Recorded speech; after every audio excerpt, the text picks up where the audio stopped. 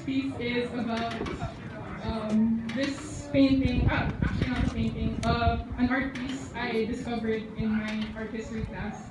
I actually realized that I haven't performed it for Mahalo yet, but it's one of my most favorite pieces to perform, and I hope to the ones who heard it, you're not tired of it. Anyway, it's called Stone, and it goes something like this.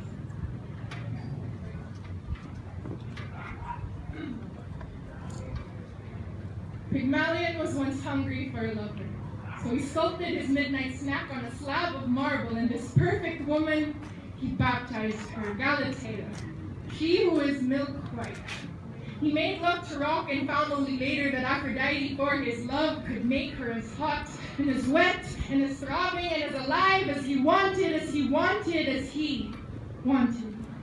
In 1981, contemporary artist Barbara Kruger photographed the bust of a classical female statue and overlaid it with words positive and negative and positive and negative, baptized it in black and white. Your gaze is the side of my face.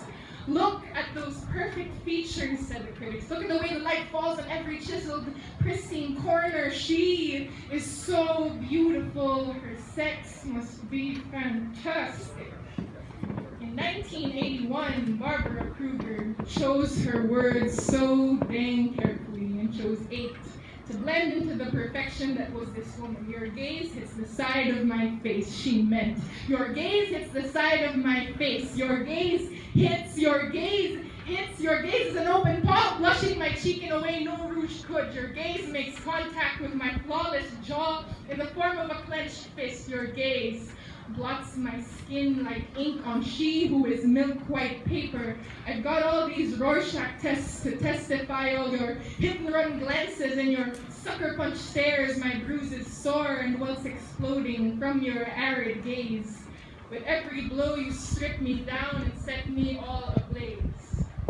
Once upon a time, Galatea decided that there was more to life than the feeling of sheets to bare skin and bare skin to bare skin. His gaze hit the side of her face and her belly and her breasts, and in between her thighs, her body was a battleground, and this was a battle she wanted to win. So one day she packed her bags and told Pygmalion, baby, I want to see the world. You know, I don't think that what you see in me is who I really am. I really, truly, honestly hope you understand. And Pygmalion, well, he was understandably angry. I made you, he screamed at her drunkenly. His gaze was heavy artist's hand colliding with the side of her flawless face. And the artist Pygmalion broke every single one of those art-making fingers on her stone-cold marble cheek. Galatea's smooth, perfect neck twisted just a little.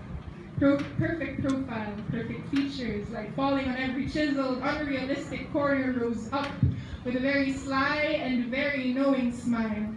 Galatea's dark eyes peeked out from under shadow, and for that split second as she turned that way, Pygmalion gazed into the face of his masterpiece, at her perfect, wonderful, beautiful, amazing, perfect, unrealistic, flawless, beautiful, beautiful, beautiful profile.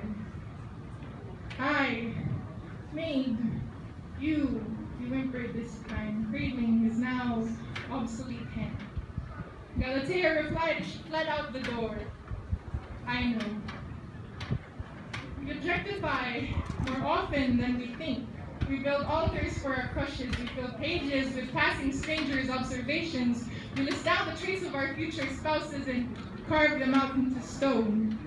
We forget the subjectivity, the humanity that comes with this feeling of warm, throbbing, living flesh, but sometimes this objectification makes its way out, carving scars into the marble of our bones, trapping us within the curve of our breasts, erasing the living and the breathing, seeing only throbbing and this temporary heat. This is when we will learn to pack our bags and see ourselves for what we truly are, human and alive and sinful and anything but simple. Own our ability, own it in all our ability. Your gaze hits the side of my face. Look any further, and I will hit back. Galatea once said, You have your days, and I have mine, but mine is made out